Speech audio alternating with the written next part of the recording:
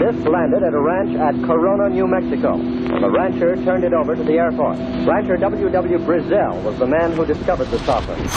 What I thought was a star began coming in my direction at a very rapid rate of speed. The unidentified object, which some sources thought might be a blimp, moved slowly down the Pacific coast from Santa Monica and disappeared south of Long Beach. I saw a UFO, and it went down the river, turned right at the United Nations, turned left, and then down the river.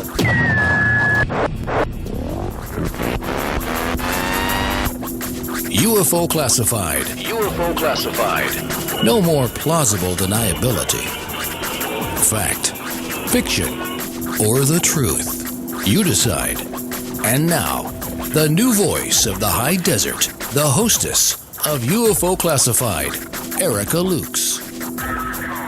Well, happy Fantopia Friday, everyone. This is Erica Lukes, and this is UFO Classified right here on KCOR Digital Broadcasting Network. And of course, as you know, for those of you who tune in every Friday night, it is Ladies' Night, and that means we have a lineup of incredible women. I will be filling you in about their shows as the evening progresses, but after my show, you can stick around and catch Universal Child, Restricted Airspace, and Hyperspace. So get your warm, cozy jammies on, pop some popcorn, make a margarita, do whatever you need to do to get comfortable, but it will be a great night tonight.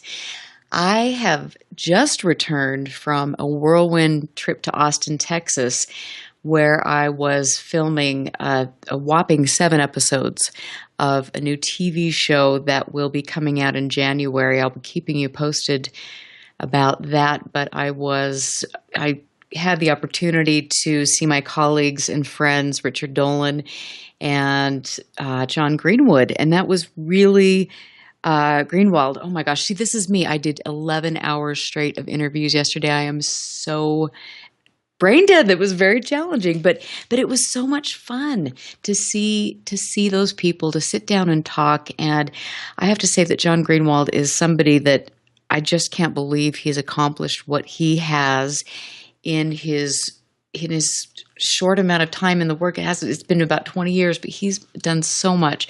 So go check out his wonderful website at the Black Vault. And I also want to share with you some other good work by people that I'm really impressed with. And the more I move through this world and researching and finding my way through the community, I find people that are very credible, hardworking people that oftentimes are out of the limelight for obvious reasons, because we have such a camaraderie in this community. But those people, their work needs to be looked at, and I want you to understand how important it is.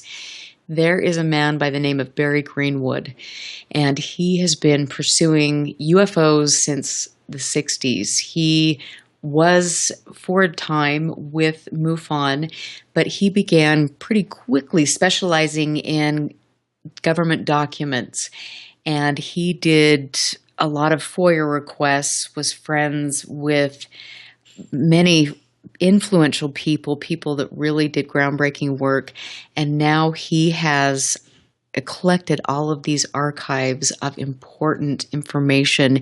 He is getting them in places where they can be accessed by researchers, and he is an amazing man. So I would like you all, when you get done with the show, to go to Barry Greenwood's UFOarchive.com.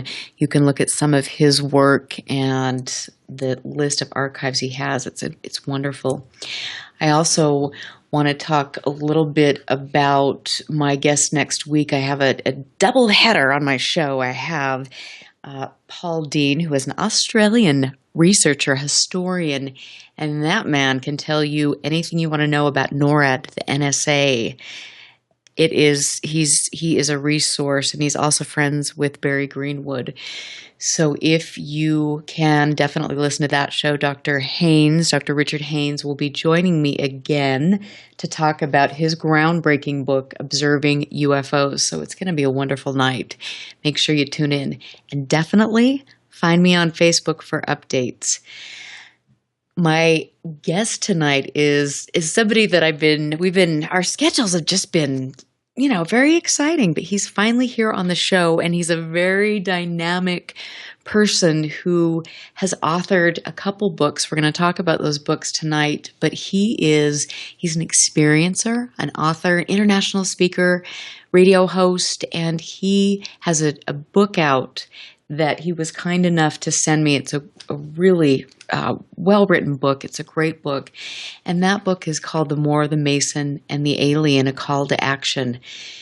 He received high honors at New York State University, and he has been dedicated with his work of extraterrestrial intervention and alien abductions. He has spearheaded Human Origins Revolution, and he is in Albuquerque, New Mexico. I am kind of jealous about that. He's working on his third book, and thank you for being here. How's the weather? It's doing good there. It's doing good.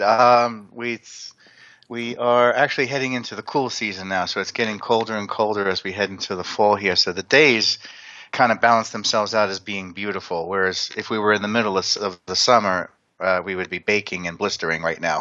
So, I love New Mexico. I think New Mexico is really an intriguing place for lots of different reasons. I spent a considerable amount of time in Santa Fe, and I always found that to be just a magical place. Mm-hmm.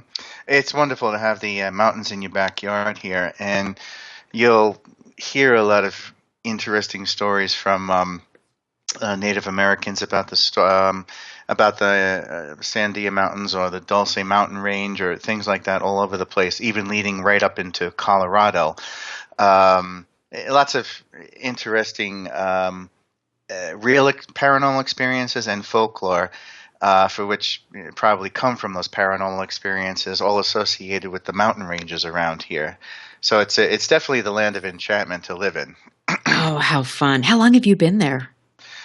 First moved here second half of 2008, so it's been 8 years now. Oh, wow. I'm excited. I get to come down, and I'll be in your neck of the woods in less than almost a month from yesterday at the New Mexico UFO conference.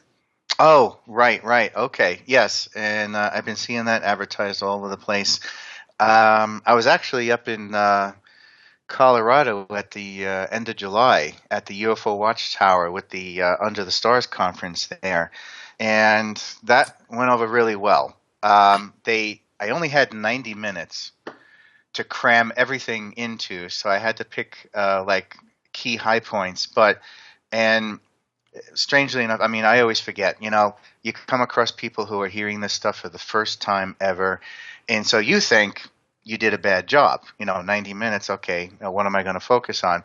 Well, I must have done better than I thought, because I had a whole slew of people walking up to me afterwards, and they were saying things like, you know what? You made sense of everything in life in 90 minutes.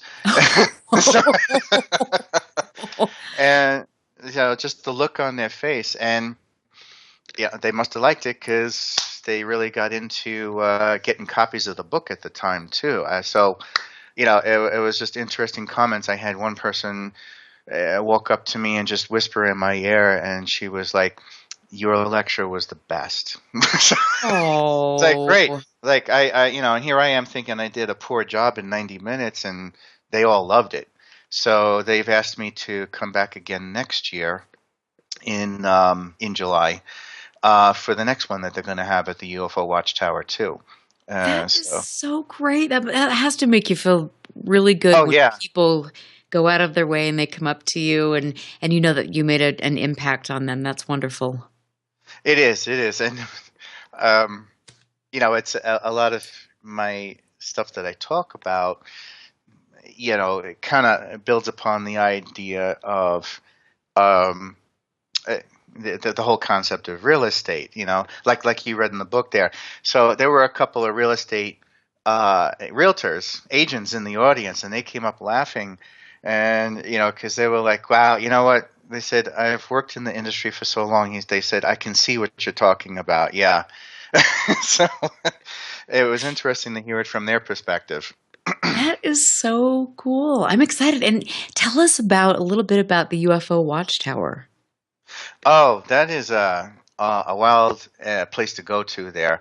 The dome itself, the watchtower, they have like this whole terrace that you can climb up to on top and do sky watching at night, and they have a whole area there where you can bring your own tents and set up there. And during the conference time or any time of the year, they have different package deals going on. You can go to their website, and when you're there at night, there is no light pollution there at all. It's just you and the sky and 10 billion stars. And you can't pick out the constellations. Forget that.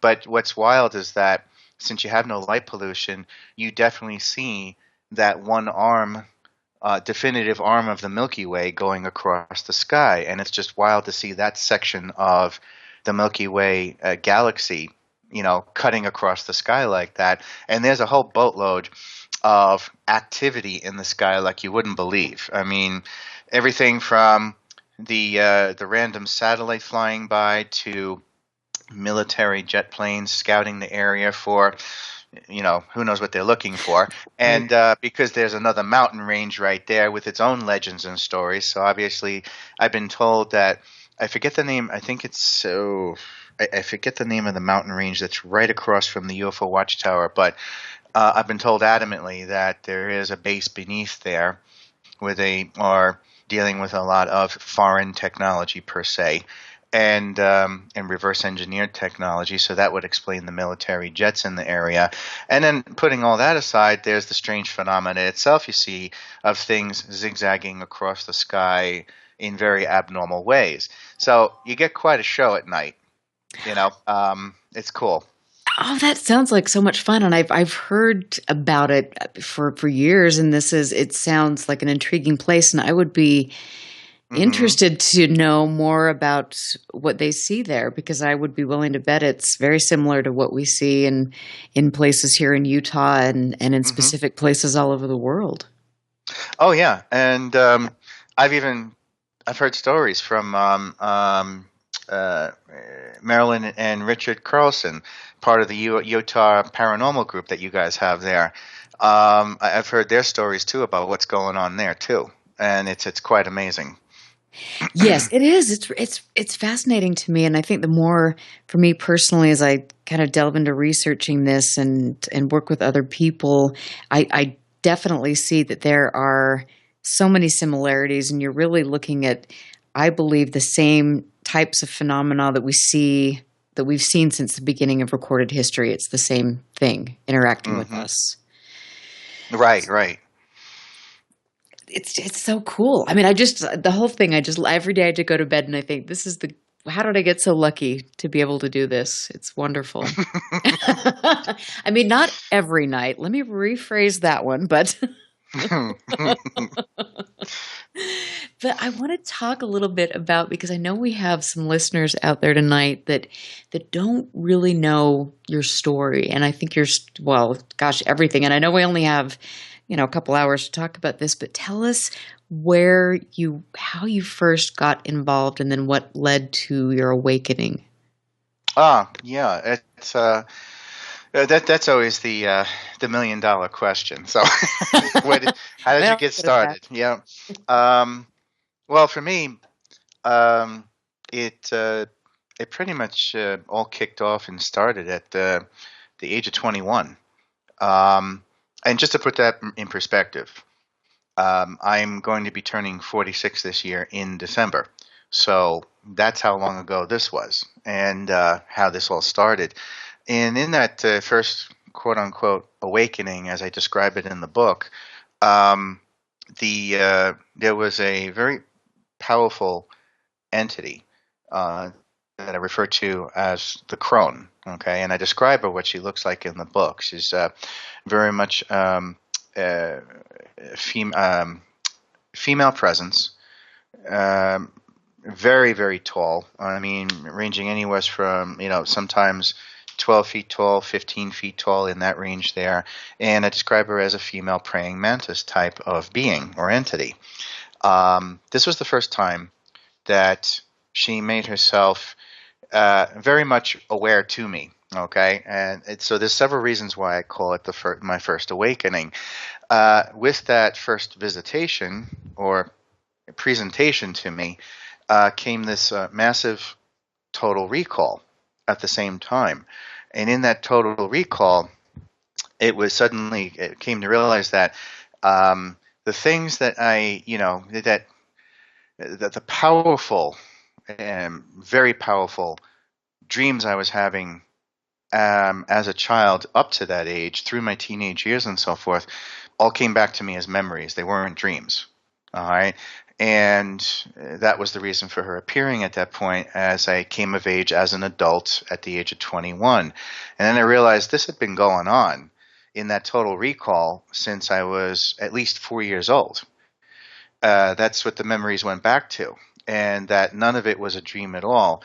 And then I started sequencing things together and realizing how this was playing itself out from the age of 4 to the age of 21. In that initial dialogue with her, which I refer to as, in general, all the dialogues with her I refer to as the conversation, that started off a conversation with her about everything that had happened before the age of 21 and everything that was in general going to happen, or what direction I was going to go in, and everything that was to come, and what I was being asked to do. Now, this kind of, another reason why it's called the First Awakening is this coincides right at the point of going back to college for my 4-year degree in visual arts at the State University of New York, Old Westbury campus. And that was a microcosm of just about every culture and ethnicity you could think of from around the world. And the art program, I was lucky enough to come across professors who were internationally known as art teachers, artists, established artists around the world. And so this coincides with the crone knowing this. So one of the first questions out of her mouth is, would you use your talents and skills to take this downloaded information that we will pass on to you and turn it into a form of visual communication to educate the masses? And that visual communication started off as the artwork that I went after in college at that time. And luckily enough, I had the right kind of mentor or professor who, he made no bones about the fact that he thought I was nuts, because you had to have been a fly on the wall. I had to sit down in front of these internationally established art professors, teachers, and artists and explain this all to them. All right? Because we had to focus on, what was our tutorials going to be for the next, 3 or 4 years? What were we going to focus on as artists? Well, they had never heard any of this laid on them. So, so here I am at in my early 20s, okay, going in there, trying to have a backbone about it and explain this to them. Now, my one professor, mentor, who took me on under his wing, he told me, he said the thing that turned him on was the politics of it, because he told me in no uncertain terms, you are not doing any airy-fairy bullshit, okay? He says, if you're going to do this, you're going to take it seriously, and he says, you're going to go after it the right way. He says, I don't believe any of this crap, but I see the direction you want to go in, and I get it. Because that's the arena he was involved with. He was very politically active as an artist. So once I showed him with some sketches and ideas of what I wanted to go after and the themes I wanted to tackle, he was on board with it. And he says, yeah, he says, go for it. He says, I will back you up. He says, I will explain this to the other professors. And so luckily I had him in my corner. And that's what allowed me to pursue it, because he understood it from the political angle. So, that is incredible for you to have that support system, especially probably at that time when it was even less, it's a hard subject for people to swallow. Yes. you know what, at the time too, I mean, you're talking about, early to mid 90s. There really wasn't anybody else out there going after it like the way I was as an artist, because there were other quote unquote artists doing it, but they were more so getting into a lot of the illustrative storytelling stuff, like, oh, look, this was my experience, this is what happened to me. Well, that wasn't the kind of thing that the general public could relate to. My attitude, and I talk about this in the book, my attitude was, how can I present this to the average person so that they get the experience and they walk away with the experience? And that was the crux of the whole thing. Eventually, over time, it turned into lecture presentations, and then writing the first book 11 years ago, and more seminars, and then eventually now, a year ago, the publication of the new book, which of course is what we're talking about here. It's the title of which is The Moor, the Mason, and the Alien. And so this is how it's evolved into that. I think that is, to me, being an artist and having a father who's a world-renowned artist and seeing, there's just a different mindset. It's like you're able to tap into something that other people aren't able to tap into. And I think that's it. Really, when you have those experiences, it does come through in a very powerful visual way. So that's really, really neat. And it's great you have the support. Yes. And I know the one of the biggest themes that runs through my book is family. If I didn't have the parents that I had or the brother I had and that kind of support mechanism, I never would have gotten as far as I did and come as far as I have in the last 20 or 25 years. There are others out there who started off the same way I did, but not only did they not have the support mechanism of the family unit, but they were getting abused left and right by their paranormal experiences and the alien abduction phenomena. And I saw this happening. And I was like, what is the fundamental difference? And then objectively, I stepped back from it and I realized it's because of the open-mindedness of my parents. And we can talk about that in the show too, because it's my mother who would sit there with the Bible and go and teach me how programs like Star Trek or let's say the book Chariots to the Gods fit into what they were talking about in esoteric literature like the Bible. She swore me to secrecy and told me she would disown me if I ever said this to anybody else as a kid. But she was my first teacher who was brave enough to that's so wonderful. Crack open something like that and say, this is the way you're supposed to see it. So, that is amazing, and I want to talk more about your family and things when we get back. We're going to take a quick break. This is Erica Lutz. Again, thank you for tuning in. We are going to take a little break, and we'll be right back. Stand by. This is UFO Classified with Erica Lukes. Erica Lukes. The phone lines are open now at 702-425-9230. That's 702-425-9230. Worldwide callers use Skype name KCOR Radio. More UFO Classified. UFO Classified with Erica Lukes on the KCOR Digital Radio Network. After this.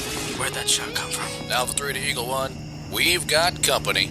From Tay Publishing, codename Eagle Force, the saga begins. I see them, Alpha 3. All units stay low and let them come. From the eyes of a special ops officer, Joe Michael Riggy brings to life this amazing story of survival, the unknown and the unexpected. Here they come. Hold your fire. Hold. Now.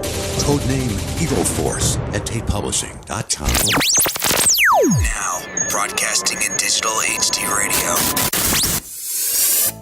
What if maintaining a healthy weight was as simple as drinking a cup of coffee? With Valentis Coffee, it's that easy.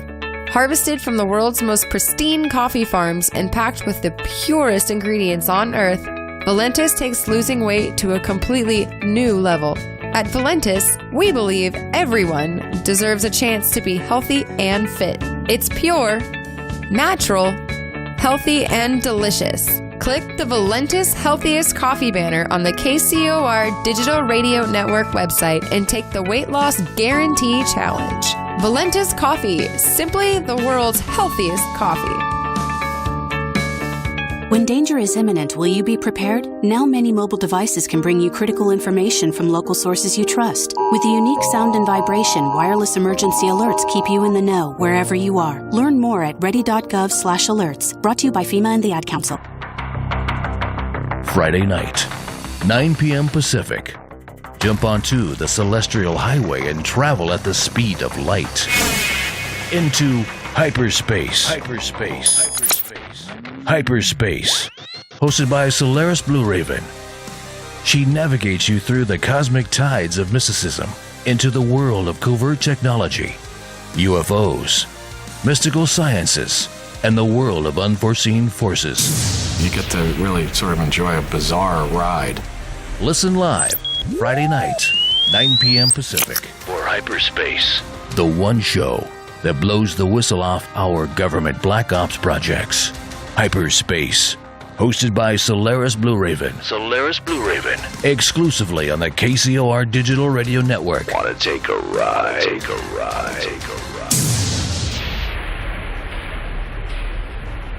If ever a breed was affectionate to a fault, it's the Golden Retriever. They're people dogs, pure and simple. And the Golden Retriever Rescue of Southern Nevada needs your help. If you would like to volunteer, foster, adopt, or donate, go to the Golden Retriever Rescue of Southern Nevada's website at grrsn.org. That's grrsn.org. Or call 598-GOLD. That's 598-GOLD. You're listening to UFO Classified with Erica Lukes, where the truth isn't hidden beneath the black lines of a Sharpie. That's the craziest thing I've ever heard. To be on with Erica, call 702-425-9230. That's 702-425-9230. Worldwide callers use Skype name KCOR Radio. Radio contact. Share your thoughts on the show on Twitter by using hashtag KCOR.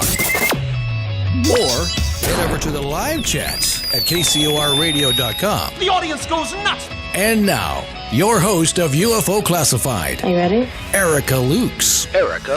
Welcome back, everybody, and happy Fantopia Friday. This is Erica Lukes with UFO Classified, and it is a very lovely, cool evening here in Utah. It's raining a little bit, and my friends from Unexplained Utah are in the house tonight listening to the show. I appreciate it.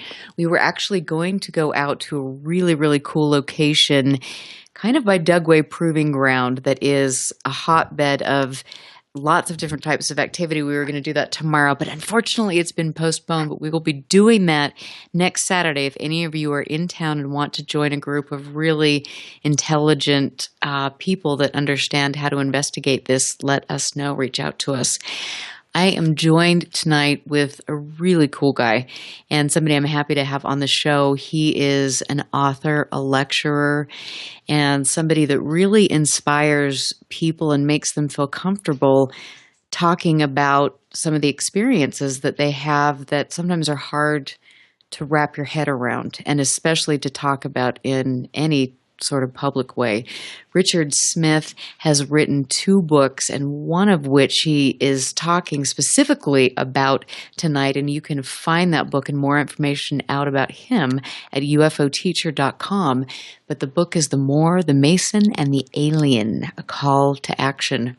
When we went to break, we were talking about the importance of the family and the support system when you're dealing with situations like this, when you're having these profound life-changing experiences. And you mentioned your mom and how cool that was, that she was kind of giving you that background and the ability to maybe look at a little broader perspective of what we've been taught. Yes. Because you got to figure, this is the woman that raised us on Star Trek and Star Wars, okay? that was our religion in the household. So it was Star Trek and Star Wars, and she would sit there and tell us, how these things equate to religious interpretations or misinterpretations, for that matter, and how this, inspired also by things like, Chariots of the Gods by Eric von Daniken, and philosophical views on the universe in a foundational book called Red Giants and White Dwarfs, which was a big inspiration to her too as well. And these are things that set me off to thinking about that. Now, of course, as time went on and I had my first awakening at the age of 21, it made perfect sense why people like my mother was so open-minded to this and had certain gifts, and my grandmother had a very special gift as well. And because the entity that I refer to as the crone, female praying mantis type, they are known as the ancient healers. And I talk about bringing this full circle. I talk about in the book where and what she's part of. She's so old. She's kind of like this primordial being. There aren't too many of her left out there. And she is part of a group I refer to in the book as the Sisterhood, which is kind of like this multi-genotype group of different alien species, predominantly female. Yeah, you'll find a few males in there, because in the universe with all the different life forms, it's not really black and white on sexual identity out there. But, it's... But for the most part, what you might refer to as female is what makes up the Sisterhood.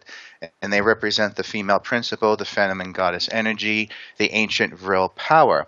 Well, in that first awakening, conversations with the crone started in, and as time went on, I learned how much of this really did affect my mother and my grandmother, which put a whole new spin on the idea of this whole thing being a generational phenomena, as they say. Mm-hmm. Because it turned out my mother was a part of this, my grandmother was a part of this, and who knows how far back it went. So, and now I am, and I often joke about it this way because I tell people, look, I know this was supposed to be handed off to a woman as the next generation, but we had all boys in my generation. Me, my brother, and 3 cousins, we were all boys.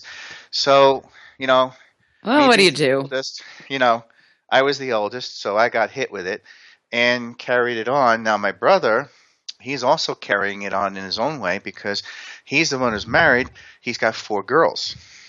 Okay? Oh, interesting. So I have 4 nieces, and I'm already seeing things about them that tells me this is the next generation of the Sisterhood who's going to inherit this from Uncle Rick. Okay, so. Oh my gosh! Isn't that fascinating? Because it Yes. really is a familial thing. I mean, you just wonder why there are all these connections. But with regard to your first encounter with the crone, was it this an actual physical being, or was it more ethereal, kind of a paranormal type apparition?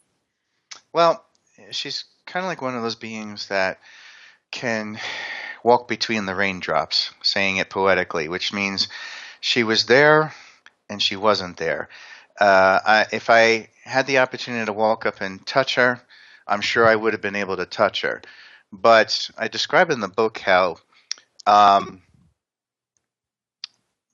most of the time I would see her with, her enlarged head and her hands sticking out of this long, rather mysterious-looking dark robe she would wear. And the robe itself always seemed to take on a life of its own, as if it was floating across the floor, like she never actually touched down on the floor. Mm-hmm. But there were other times where I had actually seen, on one rare occasion, a full-body manifestation of her. That doesn't happen that often, but it did tell me, okay, so she can have a body, but for the most part, does that body really exist inside that robe? I'm not sure. So, it was kind of one of those things. Interesting. Were there any other types of things that were happening in the environment when, you would see any electrical malfunctions or anything else that sometimes you see when you have like an abduction or some sort of interaction with something? There were things that would from time to time get affected in the house. Like there was one night where maybe not at that point when I had that first awakening or in subsequent conversations, but there were other things that would happen in the house of a very strange and bizarre nature. Like at one point, the TV just decided to turn itself off, wouldn't respond. The VCR decided to turn itself off at that, and then all of a sudden it made this strange like whooshing sound as if something was expelling the air out of the TV and the VCR, and it wouldn't respond. You walk out of the room. You walk out of the room, and all of a sudden, like, damn thing won't come on. And then all of a sudden, you walk away, and it turns itself back on as if it's laughing at you, And then, wow. So there was that, and then there was another experience with the phone call, which I talk about in the book. That one, where I got that strange, bizarre phone call on my phone, and this was at the time when everybody had landlines. There was no such thing as smartphones. You could have used possibly *69 to try and get the number back, whoever it might have been, right? Okay, I forgot about those days. Yeah, right. And that's what I had at the time there back in the 90s. And so I get this phone call one night, and I talk about that experience in the book. And basically, it was this very strange, tinny sounding mechanical voice that sounded like it was being thrust through the telephone line from a distance very far away. Who knows if it was even coming from Earth. And it was basically saying, to use the artwork to instigate the writing, which of course evolved into the first book many years ago. And then and at the end of it, it was a very bizarre sounding voice. It was almost as if the mannerisms in it sounded real, but the tone of it sounded fake. And then the call just dropped. Click, gone. And I tried to do *69 to call it back, and there was nothing there. There was nothing to get back to. I don't know where the phone call came from or how it happened, but that's a form of electrical interference that borders on the phenomena of EVP possibly, although not so much, because this was a clear-cut conversation. And I kind of described that experience in the book there. I was God forbid anybody did answer on the other end, who knows what would have happened.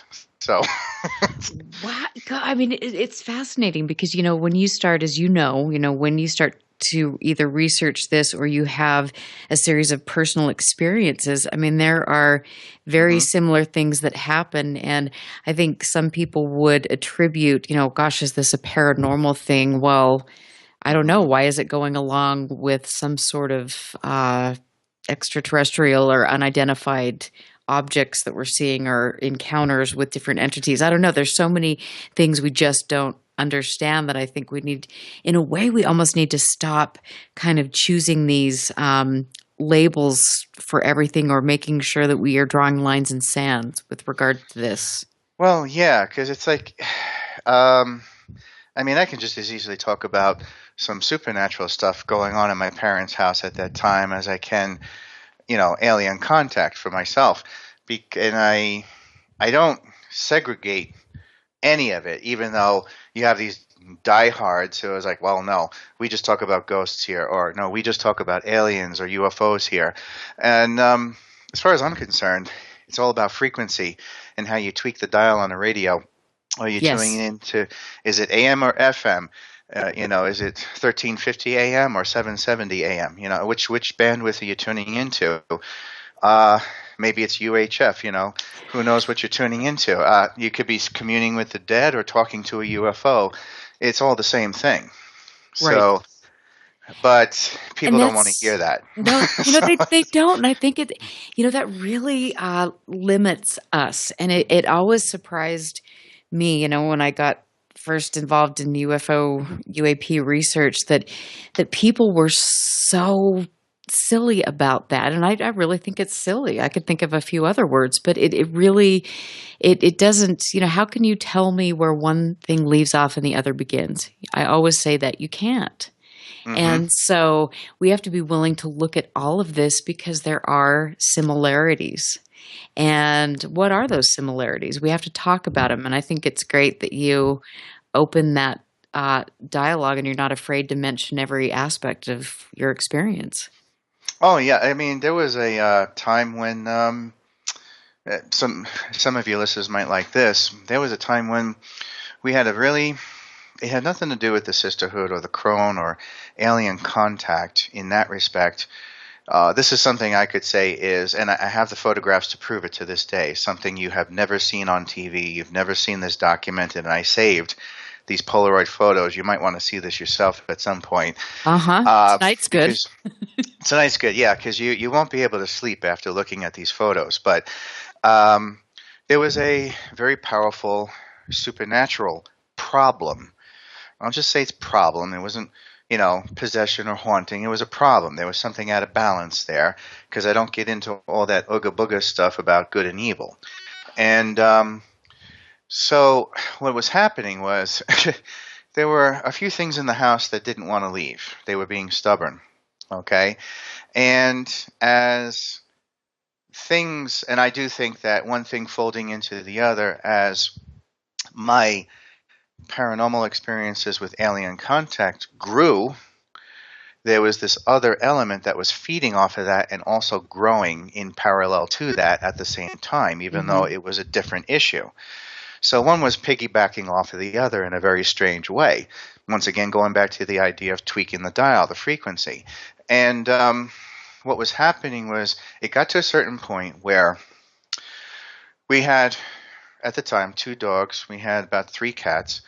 And there were some strange things evolving that we didn't pay attention to at the time, and we should have. One was the one dog turned out to have canine epilepsy. Now, epilepsy in any form, if you read the book Lord of the Flies, the character Simon who had epilepsy, he had psychic visions. Okay? And same thing with the dog. Poor dog was having epileptic seizures in her sleep. And what was happening was it was making her more and more susceptible to something else that was in the house. The other dog, and these were 2 female dogs who loved each other and would come to each other's defense in a heartbeat. But when it comes to epilepsy, dogs who are the best of friends will turn on each other because they revert back to that old primal canine self-preservation of the wolf pack, and who's ever the weakest will be killed to preserve the wolf pack. So what happened was, and this happens with vets, you can talk to any veterinarian, they'll tell you the same thing. All it takes is one dog's epileptic seizure to set off the other healthy dogs to attack it. Well, Christmas Eve comes around, the one dog goes into epileptic seizure, the other dog turns into this raging lunatic and attacks her. Now the 2 of them are brawling with each other in this friggin' bloodbath in the middle of the kitchen floor. All I hear is my mother's blood-curdling scream as my mom and dad are trying to pull them apart from each other. I go flying down the stairs from the 2nd floor upstairs. I must have been in the kitchen in 3 seconds flat. And I grab the one dog's mouth, pull her off the other one. We separate the 2 of them. There's blood everywhere. It's just a mess that night. Christmas was shot to hell that year. But I bet. And we had to rush them to a 24-hour clinic. Luckily, my brother and his wife, Nancy, she was working as a veterinarian's assistant. She knew a 24-hour place to go to. So we got the dogs over there.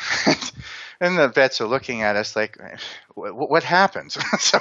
And then I was like, forget it. You wouldn't believe us if we told us. I knew what happened. All right. It wasn't just the epilepsy. There was something else there that was forcing the dog to go into a seizure to cause the other dog to attack it. Something in the house was having a little bit too much fun there, because what was also happening was that flight of stairs that went from the main floor up to our bedrooms, the second floor, every time the cats, of which we had 3, every time the cats would walk up and down the stairs, they would snarl or hiss as if, and I looked around the corner one day down the stairs when I heard one of them. I heard one of them hissing. I was like, what are you hissing at? You're all by yourself. And the cat was looking at his tail as if somebody just yanked his tail. And then I started putting the pieces together with my parents. I was like, we got to clean out the house. And we got a hold of my friend Mark, who came over with a big old fat blunt of sage. And we were burning that. We started in the basement, worked our way up to the main floor, and then up to the second floor. And we had the Polaroid camera ready, old-style Polaroid camera that they would always talk about on Leonard Nimoy's show, In Search Of, okay? Yep. And my parents always had that, and that thing came in very handy.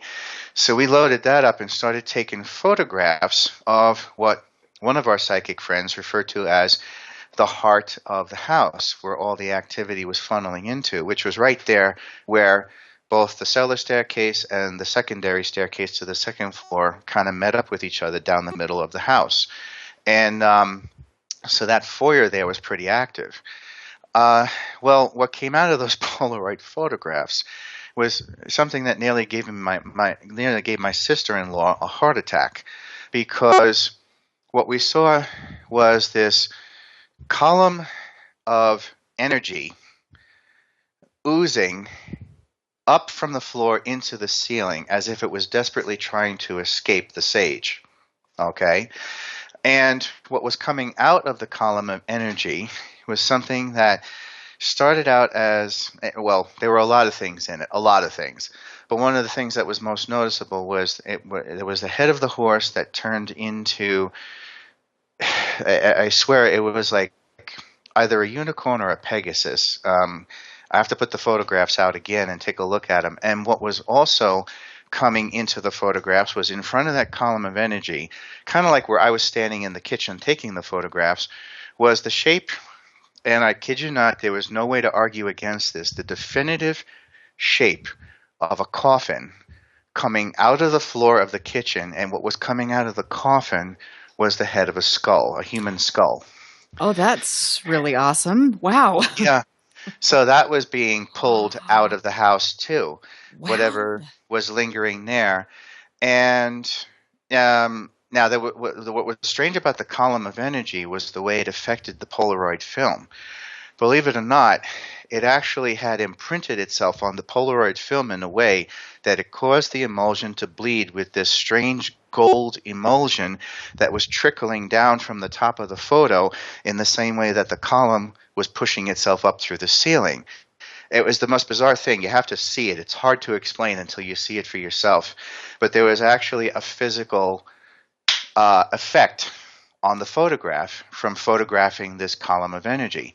And what came out of that was we lined up all the photographs, and my sister-in-law Nancy picked up on something that none of us had seen in the column of energy.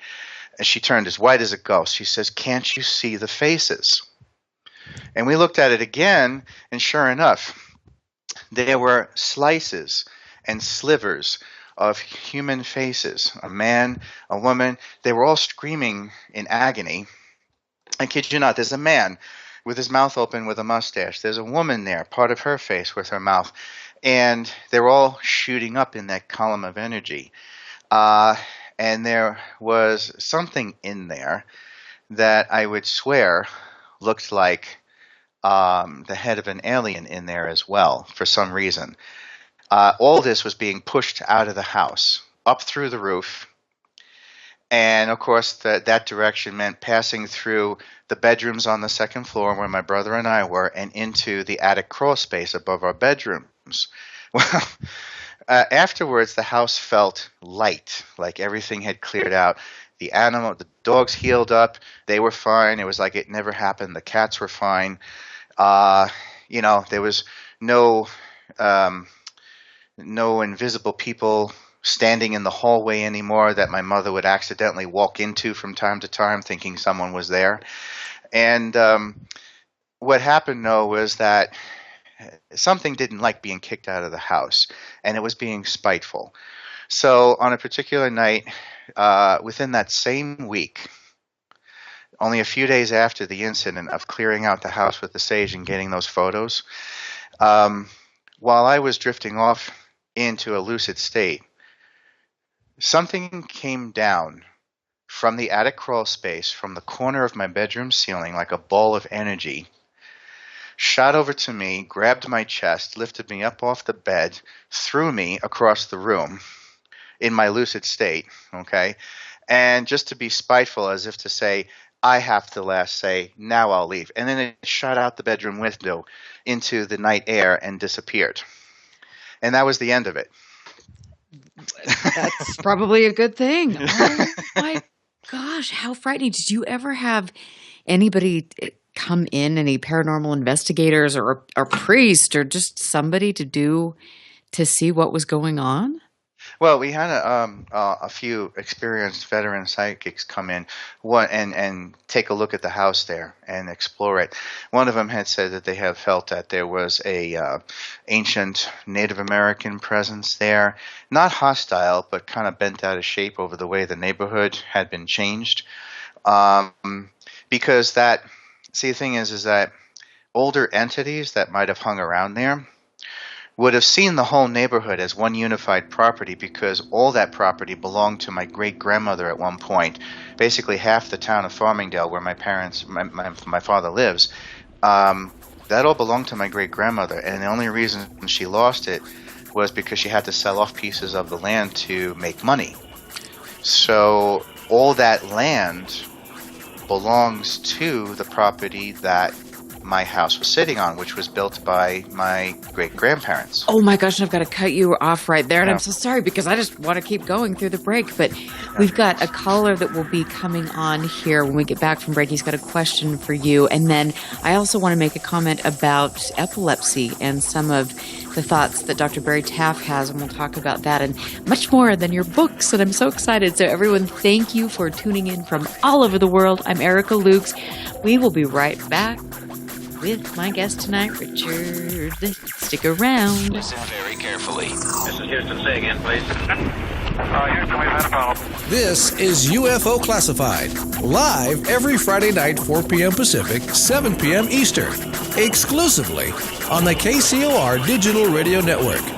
The truth is out there, just waiting to be discovered. And now, if you will, accompany me on a journey to the future. For more information on the host of UFO Classified, Erica Lukes, upcoming guests, as well as links to the past shows, visit her website at ufoclassified.com. UFO Classified. UFO Classified. This is KCOR Las Vegas, home of the Digital Radio Network, broadcasting from a shack just south of Area 51. Wait, that doesn't exist. This is the KCOR Digital Radio Network. Now for the news. Now, broadcasting in digital HD radio. The disc landed at a ranch at Corona, New Mexico. The rancher turned it over to the Air Force. Rancher W.W. Brazell was the man who discovered the saucer. What I thought was a star began coming in my direction at a very rapid rate of speed. The unidentified object, which some sources thought might be a blimp, moved slowly down the Pacific coast from Santa Monica and disappeared south of Long Beach. I saw a UFO, and it went down the river, turned right at the United Nations, turned left, and then down the river.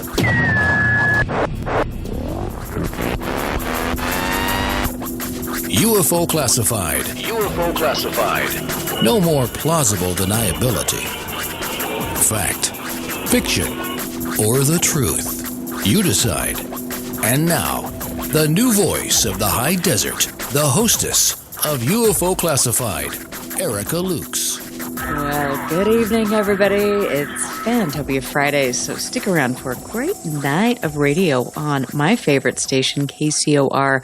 I want to give a special shout out to my producer and the woman behind the scenes of KCOR, Tina Marie, who has restricted airspace that will be coming up this evening. But she does a great job, and I feel very fortunate to have somebody like Tina who is so professional and then keeps me in line. I mean, Lord Almighty, that is a big task.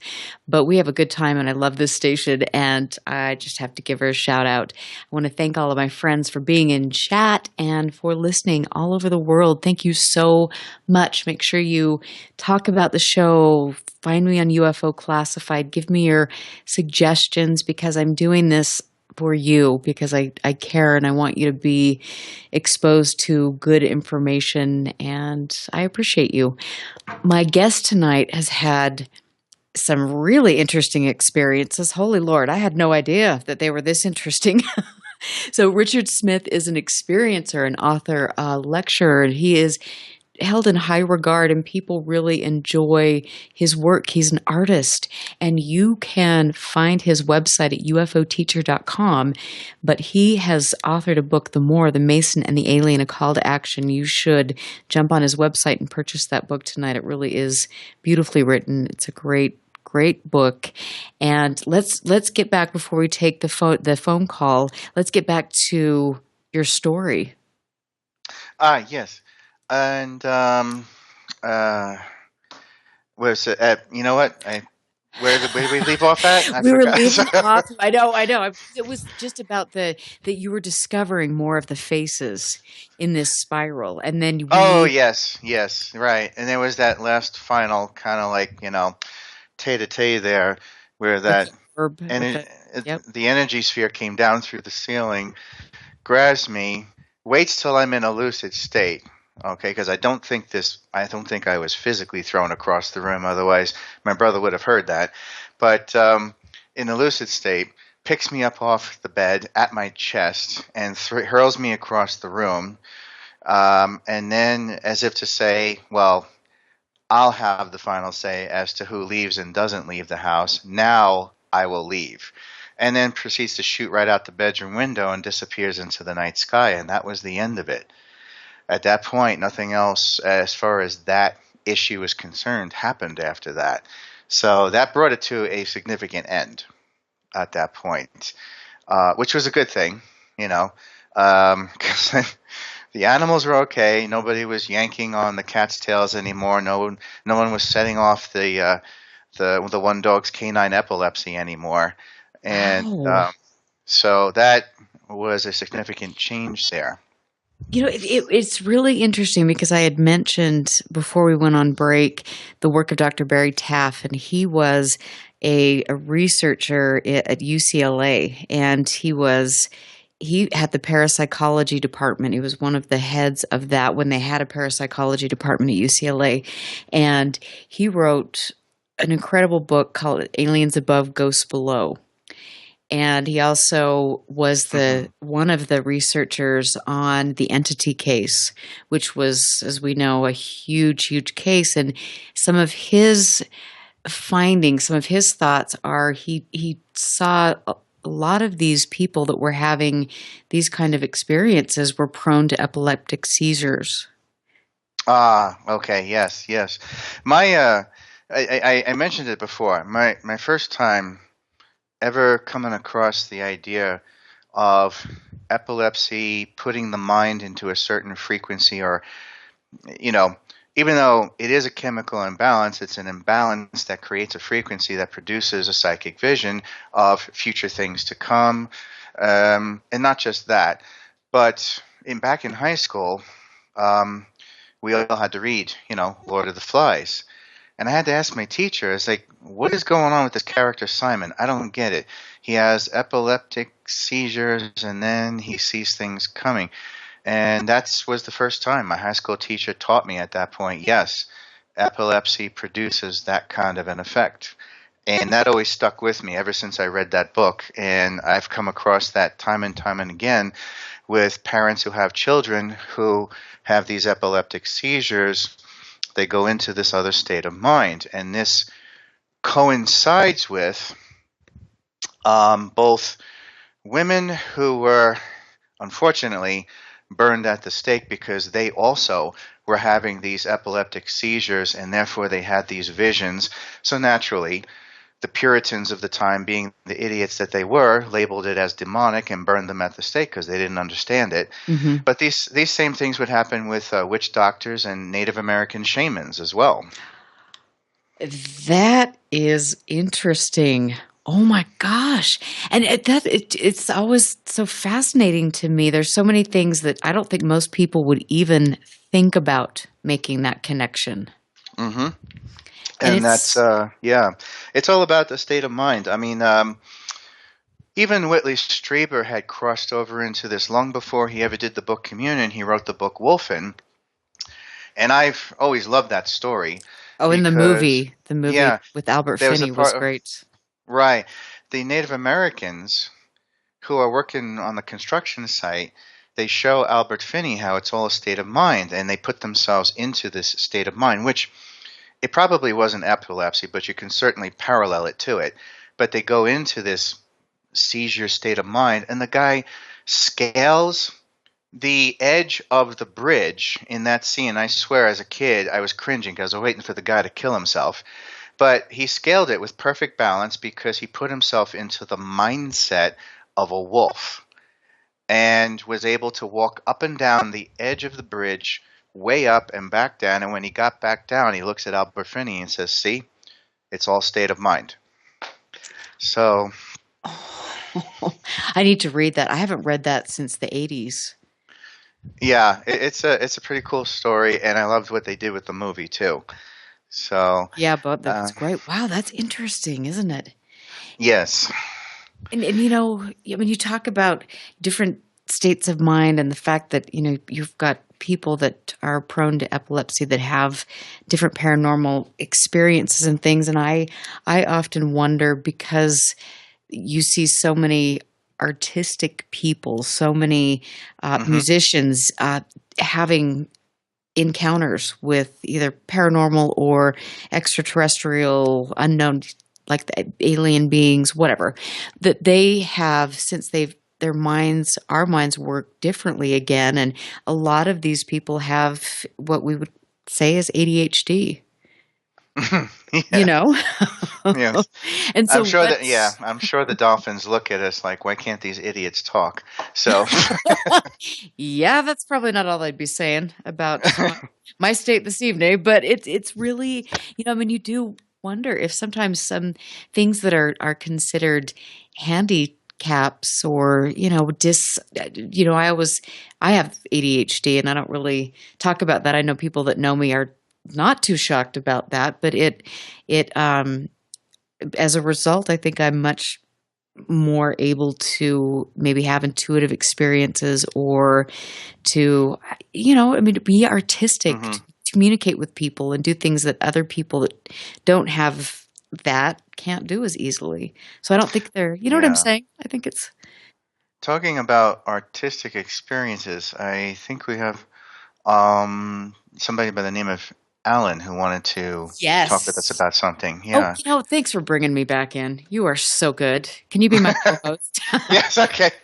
Sure. Let's go. Okay. So Alan, Alan is on the phone, and he has been patiently waiting, and he wants to come in and talk a little bit about the military. So Alan, are you there? You patient man?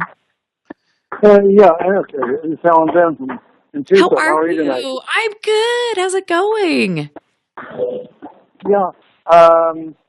Early on in the show, you two were talking about the watchtower and the mountain range there. I believe that's the Sangre de Cristo mountain. You got it. You got it. Yes, that's the name I couldn't think of. You got it. In the San Luis Valley. Right. Exactly. And Christopher O'Brien wrote a book called The Mysterious Valley back, I think, in the 90s. And he's got a new book out on cattle mutilations there. And by the way, Erica, Christopher is another one of those people who happens to live here in Arizona. Cool. Wow. I'm coming down to visit you. I'm just going to come down there for a month. And you can do it in February when the UFO Congress is here, because then you can meet everybody in one big place. So cool. And that, speaking of, I mean, like New Mexico, Arizona is a really interesting place, and so is Colorado. Yeah. So anyway, that was my little contribution there when he was talking about that. Oh, I read about that. That was the Sangre de Cristo mountains there in the San Luis Valley, and if you have a chance, get a copy of the book, or maybe even get O'Brien to be a guest on your show. I would do that. I would love, love, love to do that. And thank you for the great information. You always have such wonderful information you share with me. I really appreciate you. And thanks for listening. Yeah. I told you I had made arrangements to basically set aside time to listen today and to give you a call. So here it is. You are a love. I appreciate it. And just before we go, tell us just about your wonderful UFO group and all the people that you have supporting you out there, the amazing things you've done. Yeah, World UFO Group. It's a virtual community, a global UFO information exchange, and we're on Facebook and Twitter, and the latest stats from Facebook and Twitter indicates that we have approximately 19,600 members on Facebook and a little over 10,000 on Twitter. That is awesome. Thank you so much. And I'll be Facebooking you later. So thank you for calling. You have a good night. Stay out of trouble. Oh, I love him. I'm glad he called in, because for the life of me, I could not remember the mountain range. So I appreciate him calling in and saying that.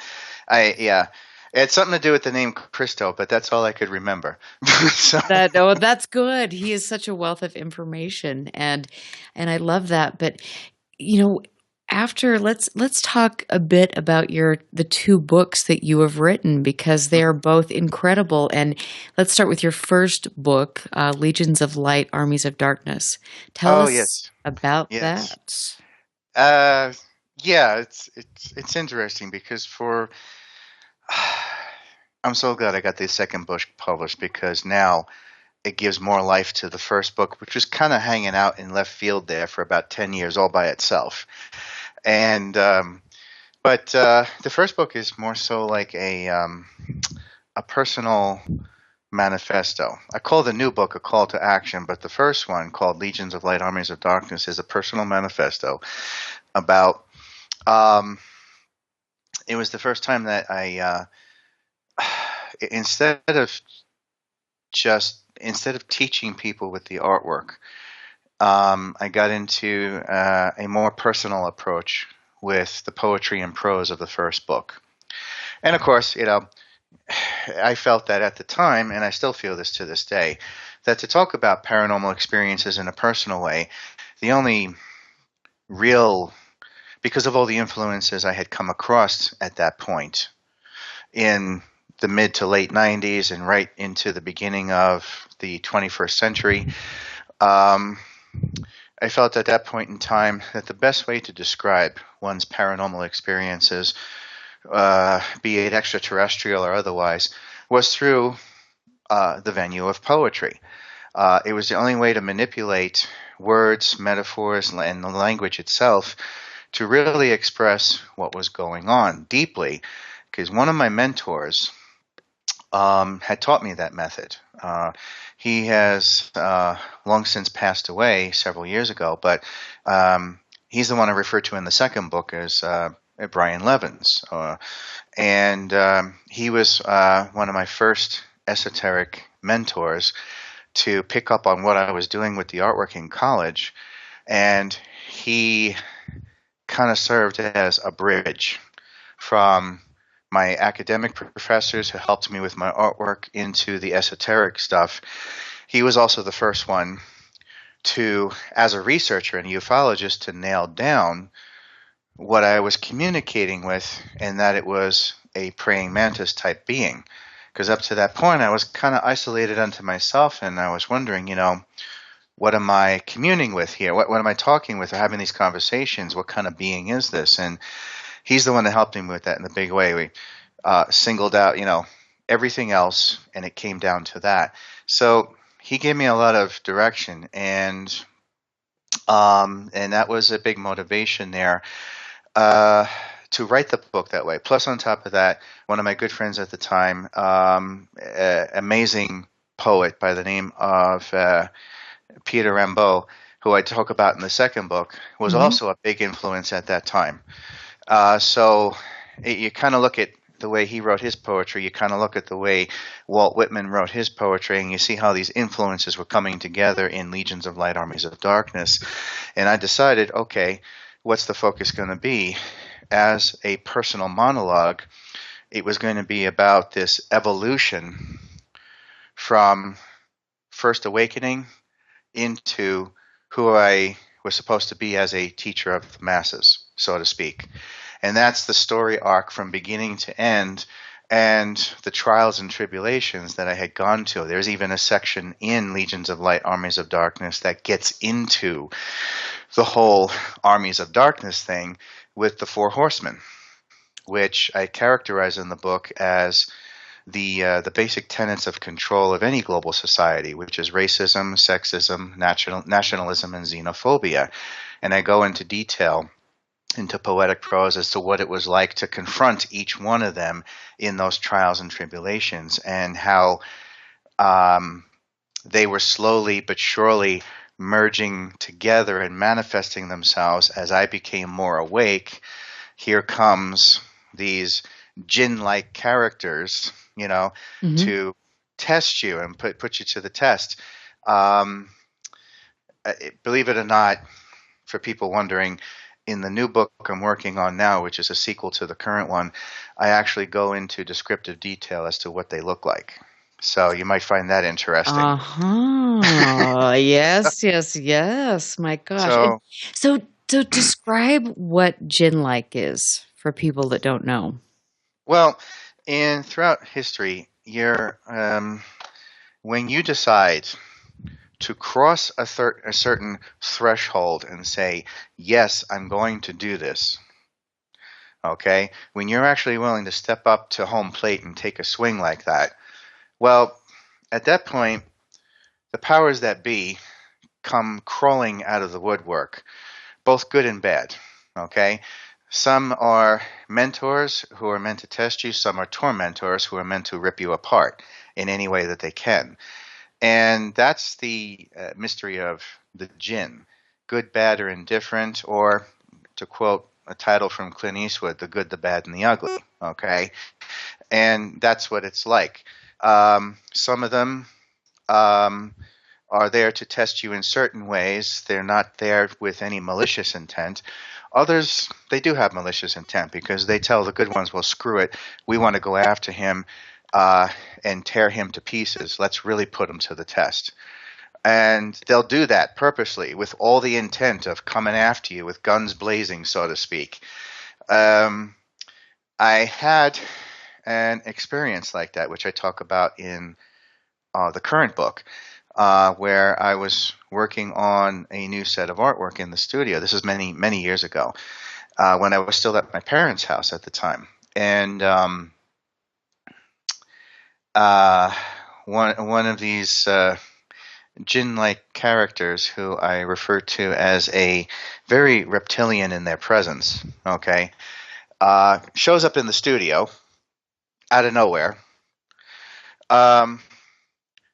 pins me against the wall, and says, "We know what you've been doing, boy, and now you're going to do it for us, and you're going to forget about that bitch that you refer to as the crone." And I looked back at him and I said, you better get your hands off of me. You're not supposed to be here, and you're not supposed to cross this line. And all of a sudden at that point, the thing let go of me. I slid down the wall back to the floor and proceeded to step away with this look of dread on its face. And of course I'm thinking, not knowing any better, yeah, that's right, And then all of a sudden, had nothing to do with me at all. I was the least of his problems, because what came over my head was the wave of this hand, and it obliterated this reptilian entity, turned him inside out into a gut box, so to speak. His insides were now outside. He was torn limb from limb and vivisected and sent back through a portal to wherever the hell he came from in pieces. I turned around, and sure enough, I should have known, it was the crone. And she looked down at me and she says, that will send a message that this is a hands-off policy. You are not allowed to be touched. They are not allowed to cross this line. And she says, this does not guarantee that they're going to make attempts, but she says it will send a message to whoever sent that one. Oh, okay. Wow. Again, was that something that was more paranormal, ethereal, or was that something, this creature, something that you could put your hands on? I would say it was something more I could put my hands on. It was more extraterrestrial. Okay. And this, it brings to mind something I was going to mention before. There was at the time that we were having the supernatural problem in the house, there were a few psychics that came. One talked about the Native American, but another one talked about, she picked up on and of course, right when you're gonna say the best thing in the world, yeah. You gotta take a break. I hate it when this happens, but we're gonna get back to this. Is our last break, so sure. I'm Erica Lukes. We're having a great time tonight. Stick around because we will be right back. Stand by. This is UFO Classified with Erica Lukes. Erica Lukes. The phone lines are open now at 702-425-9230. That's 702-425-9230. Worldwide callers use Skype name KCOR Radio. More UFO Classified. UFO Classified. With Erica Lukes on the KCOR Digital Radio Network. After this. Three Guys, No Ties. Oh, because I've seen all kinds of different actors and various backgrounds and ethnic backgrounds on CBS. You do? Yeah, I watch, what was it? Who was on The Person of Interest? Yeah. And then, of course, The Big Bang Theory. Yeah, huge. Big Bang Theory has Raj. Yeah. Has Raj. That's the one guy. The one white guy, or non-white guy. Three Guys, No Ties, Wednesday night, 7 to 9 p.m. Pacific, right here on the KCOR Digital Radio Network. Bowl for Life is a non-profit organization founded in 2013 by Chuck Gardner with one simple goal: to grow the sport of bowling worldwide. Over the years, Bowl for Life has given out thousands of dollars in scholarships to youth bowlers around the world. Our focus is to nurture integrity, honesty, professionalism, as well as respect into bowlers both young and old. You can help us by going to bowlforlife.com. Even the smallest donation goes a long way to breaking down the barriers and helping us assist people of all ages to improve their skills as well as knowledge of the game. Bowl for Life is happy to be partnered with other great organizations like the Youth Education Services Fund, as well as the United States Bowling Congress, with many spectacular integrated events planned in the near future. To learn more, go to bowlforlife.com. That's bowlforlife.com. Alien Deceptions, a suspenseful sci-fi romance thriller by Tina Marie, featuring the tantalizing Erica Jones and the mysterious Russell Hamilton. An out-of-this-world book of fiction based on years of document facts and files the government does not want you to know about. At least, not yet. Alien Deceptions by Tina Marie. Available now at Amazon.com or get a signed copy at TinaMarieEntertainment.com. Get your copy now. This is the world famous KCOR. That's the only station I listen to. Friday night, 9 p.m. Pacific. Jump onto the Celestial Highway and travel at the speed of light. Into hyperspace. Hyperspace. Hosted by Solaris Blue Raven. She navigates you through the cosmic tides of mysticism into the world of covert technology, UFOs, mystical sciences, and the world of unforeseen forces. You get to really sort of enjoy a bizarre ride. Listen live, Friday night, 9 p.m. Pacific. For Hyperspace, the one show that blows the whistle off our government black ops projects. Hyperspace, hosted by Solaris Blue Raven. Exclusively on the KCOR Digital Radio Network. Want to take a ride?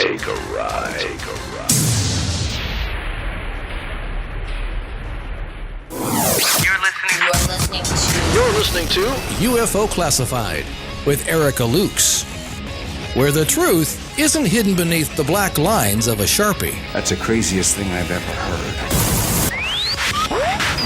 To be on with Erica, call 702-425-9230. That's 702-425-9230. Worldwide callers use Skype name KCOR Radio. Radio contact. Share your thoughts on the show on Twitter by using hashtag KCOR. Or head over to the live chats at KCORradio.com. The audience goes nuts! And now, your host of UFO Classified. Are you ready? Erica Lukes. Welcome back, everyone. I'm Erica Lukes, and it's Fantopia Friday here on KCOR, so make sure you stick around for a great night of radio. I am here with somebody who's just blowing me away with some of the news stories that we're fortunate enough to hear. This is crazy, but you need to go to his website, check out, he's got a lot of different videos of his speeches, his lectures on YouTube.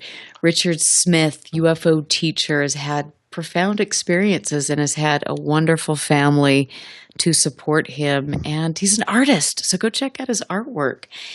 Welcome back. Thank you. You know, you've got two really cool books, but one specifically, The More of the Mason and the Alien, A Call to Action, is available on your website and Amazon. I just want to say, so make sure everybody goes out there. But okay, let's get back to the good stories. Oh yeah, I was talking about how that kind of like Draco reptilian Jinn-like character, was overstepping his bounds, and what happened with the crone.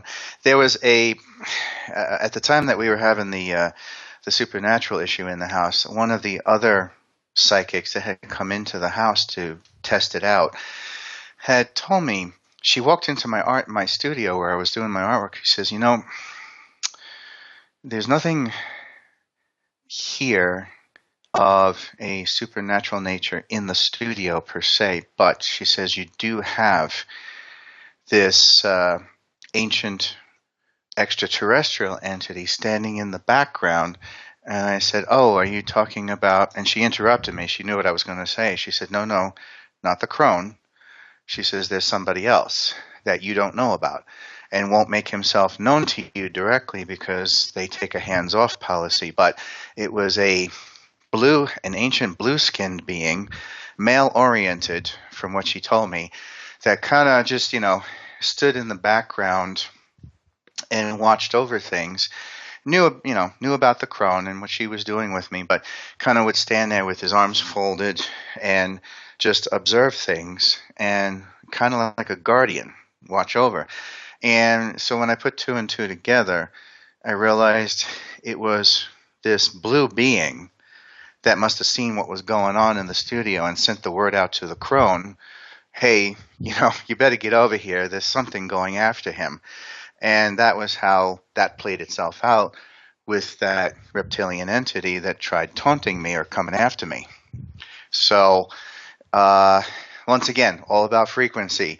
The reptilian entity or the Jinn entity could not see the blue-skinned entity because he was keeping himself in the shadows on purpose.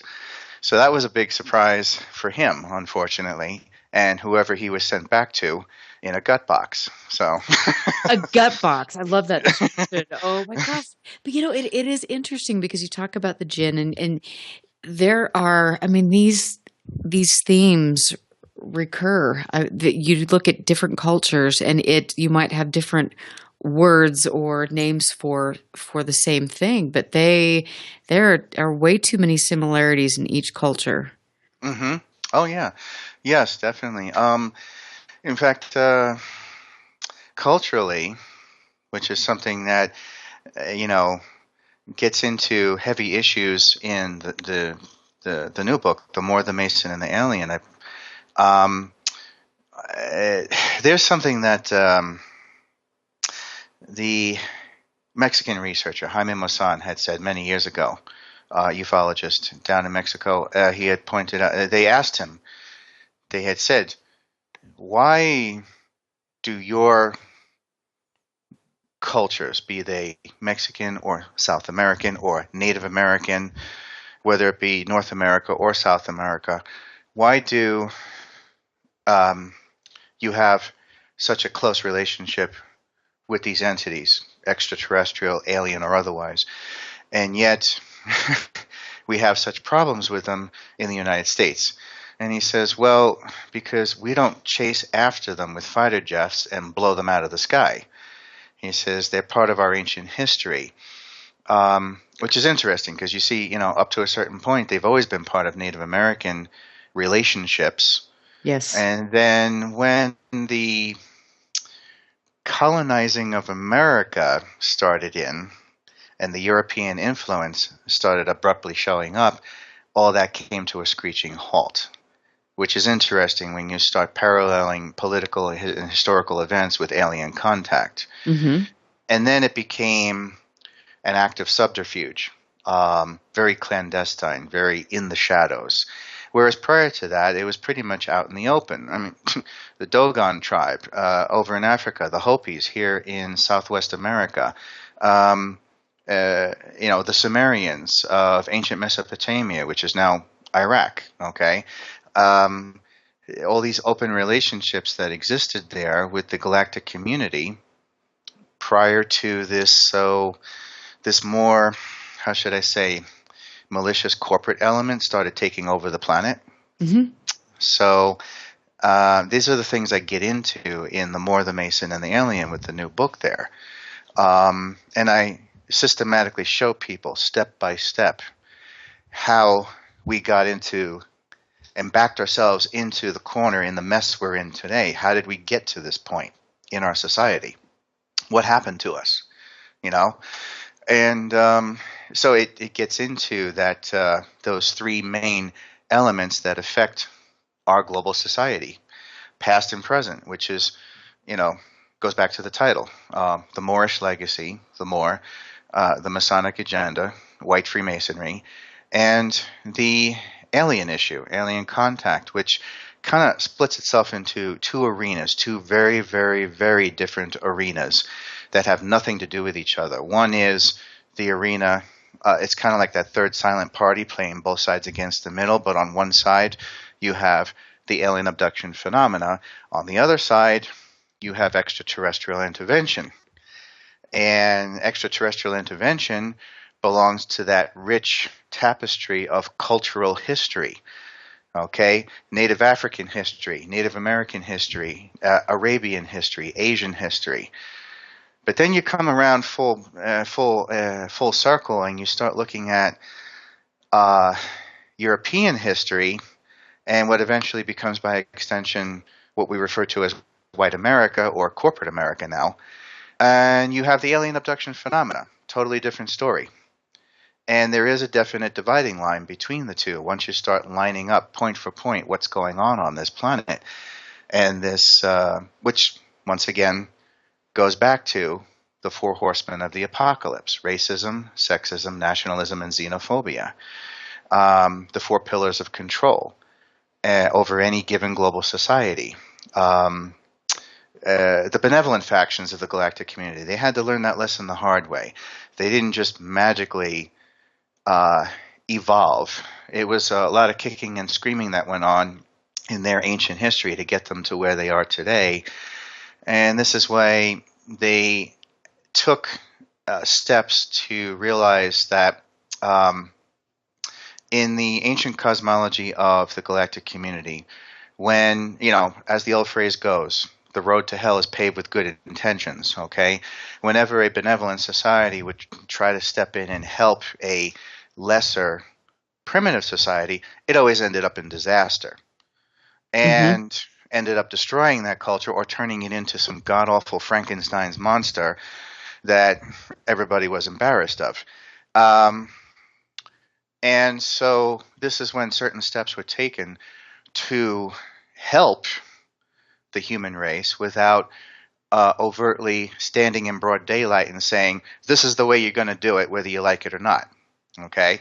Because if that ever was to happen, it would nullify our existence. What the hell's the point of our existence if someone else is going to come down here and take care of everything for us? What's the point then? Okay, yes. And then and why was that put into place? Because I'm not a huge proponent of this diehard black and white mentality about the Prime Directive. It's a policy, but it's more of a helpful suggestion because in an ideal world, Prime Directive, the idea of non-interference, it's a nice idea. But when you take it out to the production floor, it blows up in your face. Why? Because you have the other side of the equation, the malevolent element, which has no qualms about raping and molesting the Prime Directive 6 ways to Sunday, as long as they don't get caught. Why don't they get caught? Well, when you have 80% of the population walking around in a coma, who's going to catch you? It goes back to the old phrase, cop didn't see it, I didn't do it. So that was causing a bit of a problem for elements like the Sisterhood and the Crone and the benevolent factions and various philanthropic, so to speak, alien races out there of a more peaceful nature, not spineless or wimpy, but more peaceful. And they saw what was going on the opposite side of the equation. And it's like, wait a minute, we have a responsibility here. These are our brothers and sisters from ancient history. They belong to us. We're all part of the same gene pool, regardless of what planet or solar system you come from. We can't just abandon them like this to, basically having this other element, these ancient empires who are out for greed and profit and real estate and expansion of the empire and so forth and tradable commodities. We can't just let the solar kingdom of Earth. We can't just abandon Mother Earth to this. We have to go back and do something. And that's when they started to have to think more cleverly how to, one, not violate the Prime Directive, but also two, circumvent the Prime Directive. And that's when they started, having people born into the gene pool who would be more adept to this with a family support mechanism and would grow up into it and learn to pick up on the hints and the synchronicities and listen to their mentors and artists and writers and everything we've been talking about tonight, who would know how to pick up on the whispers in the wind and figure out what it is that's actually walking between the raindrops. And these people would become, teachers of the masses. These would be the ones who would get out there in front. And this was the clandestine way of educating people on a grand scale. And it would go as far as utilizing movie directors to actually teach people on a grand scale with the film industry as well, even more so than I could ever do in front of a large crowd. So, again, it's so shocking when you sit back and you really look at the scope of things, or wow, I'm just speechless because there's so much that we could look into and make connections with. Mm-hmm. And how is this all unfolded? It's just fascinating. Well, that's right. At that certain point, and then talking about first book to second book, the new book out now, people will ask me, well, and I'm a firm believer that everything happens for a reason, even though sometimes I have to remind myself of that. But, people would ask me, why the 10-year gap between the two books? And the simple answer is life just simply got in the way. And at a certain point, the sisterhood had said, okay, enough is enough with this crap. You've been a good husband. This marriage is falling apart, and you're doing everything you can to put out the fires. And all you've done is put your entire career on hold to try and save this marriage for the last 7 or 8 years. We're done with this. She's gone. And that was the person I speak about in the introduction of the book, Diane, my ex-wife. And at one point in October of 2013, I came home to a Dear John letter sitting on the kitchen counter telling me how everything was my fault and her stuff was gone. And after a couple months of going through the emotional trauma of having that happen and losing the marriage, January 2014 comes along, and I walk into my closet. Okay, my infamous closet, which I joke about a lot on Facebook. You can ask Marilyn Carlson about that. But I walk into my closet, and sure enough, I find old pieces of manuscripts of years ago of when I had started trying to write the second book, pieces and fragments, and I started looking at them. And there was this voice that came over my shoulder. It's time, and basically the voice said, it was the crone, and she had said, it's time to get back on track. It's time to get your shit together. Let's get this done, okay? And so I looked at the pieces, I read through them, I was like, this is all crap. And I threw it away. And at that point, in January of 2014, that's where I started. That's the mentality I was in, just coming off of the divorce and jumping into the book at that point. So when you read chapter 1, that's where I was at that point. And I knew, boom, right then, in an instant inspiration, exactly how to do the book. Now, as I said, everything happens for a reason. How does that play into the 10-year gap? Well, if I had actually been allowed to write that second book all those years ago, it never would have been as good or as interesting. It's because I was forced to wait that the book is as interesting as it is now with all the flavor that's in it. And it's amazing how fast the last year has gone by. It's been a huge whirlwind of everybody responding to it in different ways, all the feedback I've been getting on it, because of the way I explain things and the subject matter that I talk about. And to anyone out there listening, who is on this, listening in on this show tonight, has followed me on previous interviews over the past 12 months, I have to say thank you to everybody for your support. I really do, because this is the motivation I have for now diving into the sequel and continuing on where I left off at the end of this one, which I think people are going to appreciate just as much, because the tone of the sequel I'm working on is it's called The More, the Mason and Alien Part 2 of Vril Manifesto, and I'm focusing more on the female principle and the female side of things in the sequel as a powerful drive to what is surging back up today with the Moorish legacy, because I explain in the book, the Moorish legacy deals with the Christ energy and why and how the Christ energy came into existence as a spiritual insurrection against the corporate element that was taking over the planet. And the thing that powers the Christ energy is the Vril power, the female power. And that's always been that relationship, that yin and yang, male and female.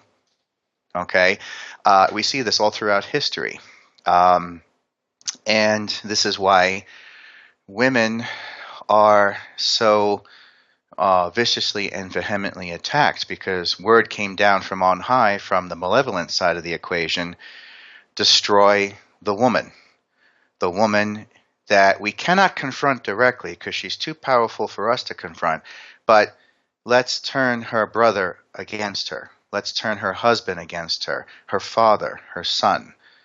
let's use them as a weapon to beat them down and force them to walk on their knees so that we can overall destroy the spirit of the human race overall.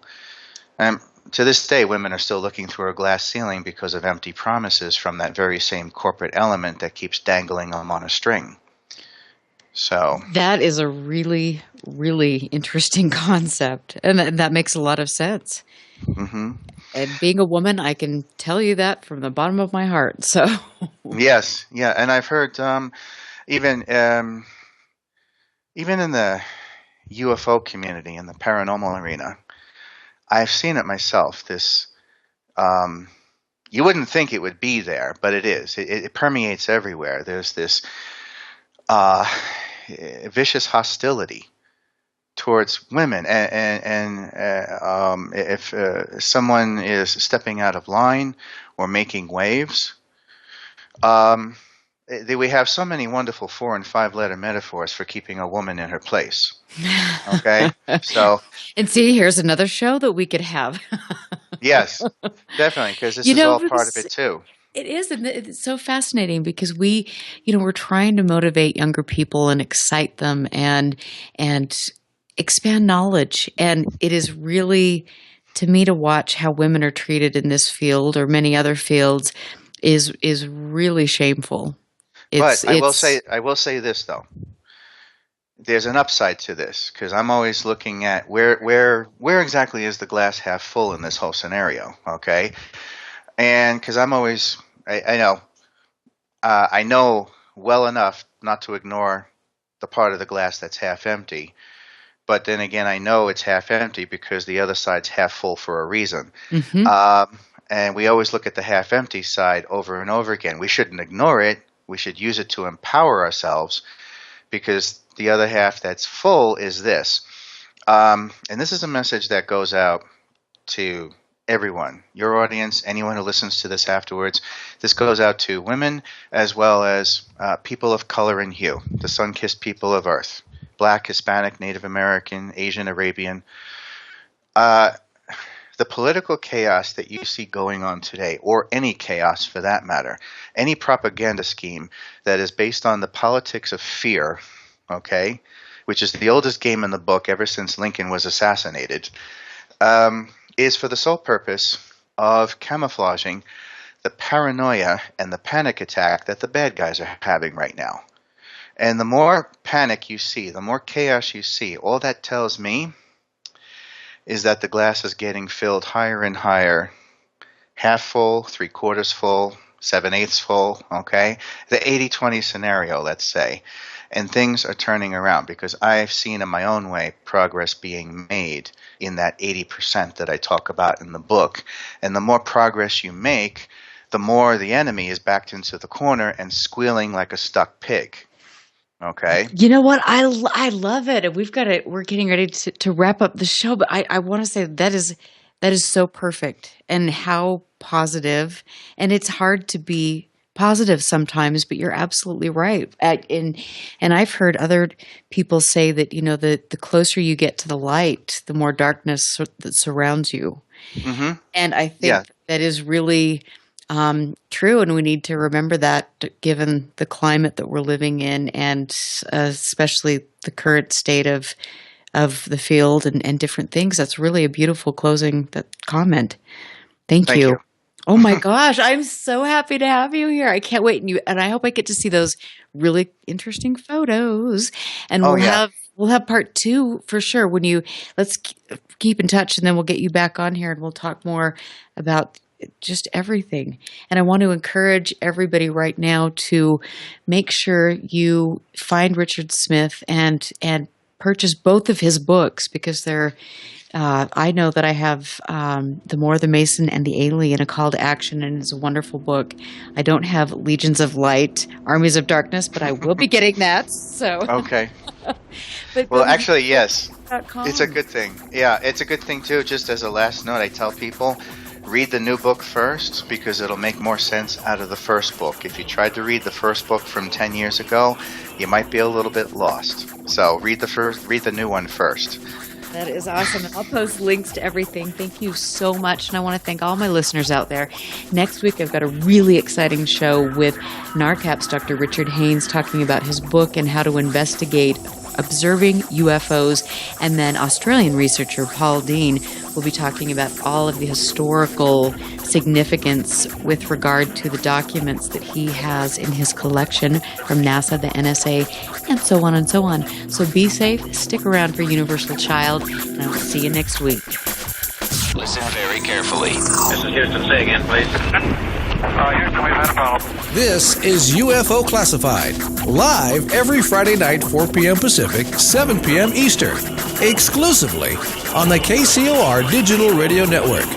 The truth is out there, just waiting to be discovered. And now, if you will, accompany me on a journey to the future. For more information on the host of UFO Classified, Erica Lukes, upcoming guests, as well as links to the past shows, visit her website at ufoclassified.com. UFO Classified. UFO Classified. This is KCOR Las Vegas, home of the digital